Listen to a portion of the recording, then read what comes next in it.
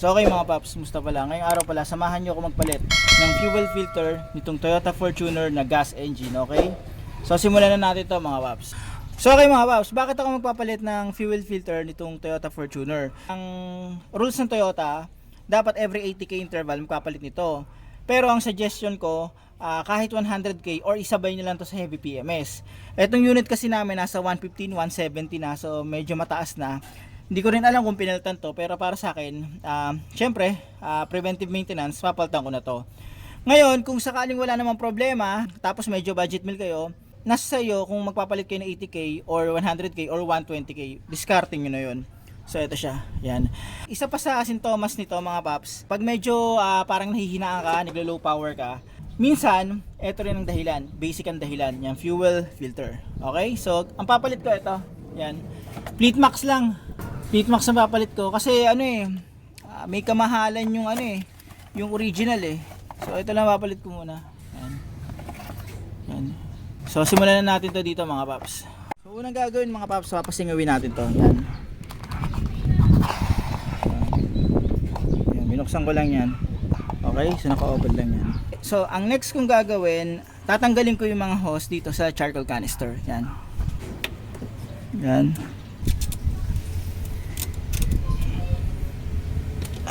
Yan, tanggal na. Tapos, eto.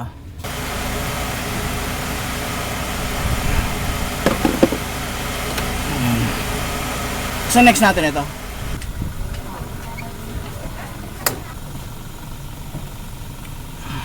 So ang next natin mga babs, ito.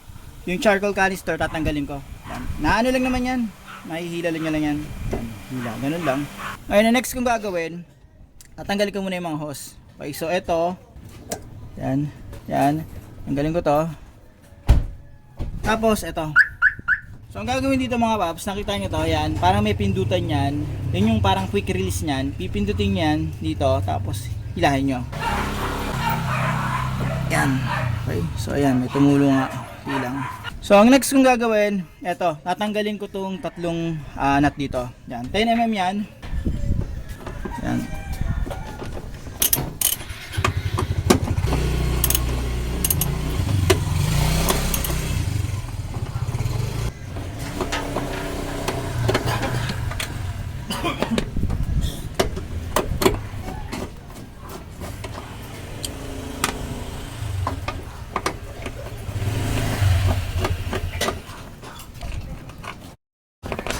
So ito na siya mga paps, natanggal ko na yung tatlong nut. Ngayon, matatanggal ko na tong yung fuel filter na to. Yan. So ngayon ito, bago niya matanggal, meron niyang parang ganun din na ipupush mo, tapos matatanggal mo yung parang quick release dito. So ayan siya. Ngayon, ano mo yan? Yan. Yan. Kanya, musod ng ganun. Tapos ito, yun yun, pipindutin ko lang yan. Yan. Katulad lang din nung kanina na pipindutin. Yan, tapos hilahin. Yan. So ito yung fuel filter ng Toyota Fortuner 2TR FE engine. Okay? So yung ibang fuel filter kasama na yung bracket. So ito kasi binili ko, filter lang talaga siya. Tignan niyo yung yung part number. So FFS 1501. Ano siya? Okay. So tatanggalin ko muna to. Yan. Tapos ganyan, ibaganyan siya. Okay, so ganun lang. Tanggalin ko to. Ito ay 8mm. Yan.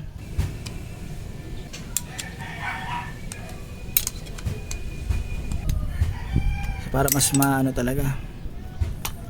So yan. Yan. Tapos gagano ko lang siya. Tapos balik ko to.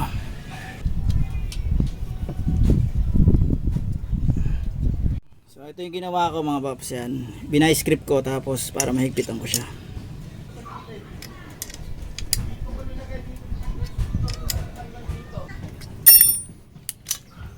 So ito na siya. So kung nakikita nyo to, ano na rin pala to mga paps, replacement na rin pala. Hindi ko napansin eh. So ayan siya, Maruzen. Hindi ko alam kung kailan to pinaltan. So ito yung bago, ilalagay ko na siya dito. Ngayon ang gagawin nyo muna, ito yung galing sa tangke, ito yung papasok ko dito sa baba. Tanggalin ko na to, pinaka-takip nya. Tapos ito ang ipapasok ko. Okay, tapos ilalak ko na to. Ayan, pupush ko lang yan. So okay na yan, nakalak na yan. Lagay ko na yan ng ganyan.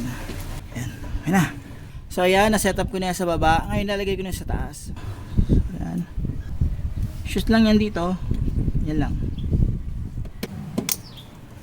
Tapos ibabalik ko na yung tatlong nut dito.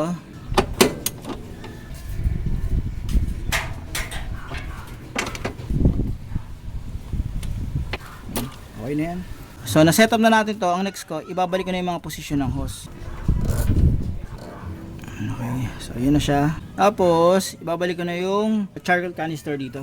So ibabalik ko na yung charcoal canister. Yan.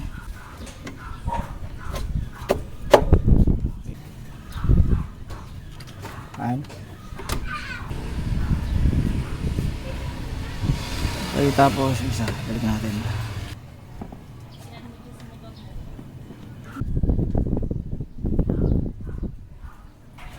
So okay na siya, double check natin. Ngayon ang gagawin ko, isasarado ko na yung cup sa tangke. So ayan, sinarado ko na yan. So paandarin ko na yan mga paps. Nya.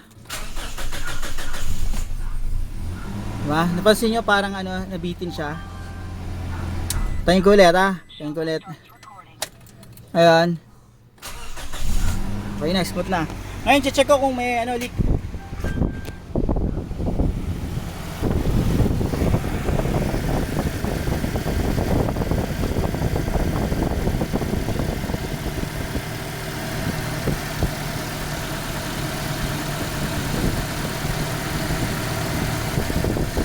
So okay mga paps, ayan, start ko na yan. Na-check ko na kung may leak. Kung may leak yan, sigurado mga paps, maaamoy nyo agad dito sa area na to. Okay? Tapos makikita nyo tutulo yan. So ayan, all goods na siya. Ito yung pinalit, Maruzen. Yan. Hindi ko alam kung kailan to pinaltan, kala ko stock pa eh. So pinaltan na rin pala. So paano mga paps, hanggang dito na lang yung video ko. Sana kahit paano, itong video na to, nakatulong to. In case na magpapalit kayo ng fuel filter ng Toyota Fortuner na gas engine. Hindi ako nagkakamali sa Innova, saka sa Hilux, same lang rin ang procedure, okay? So ayan, ito siya. Paano mga paps, maraming salamat sa inyo.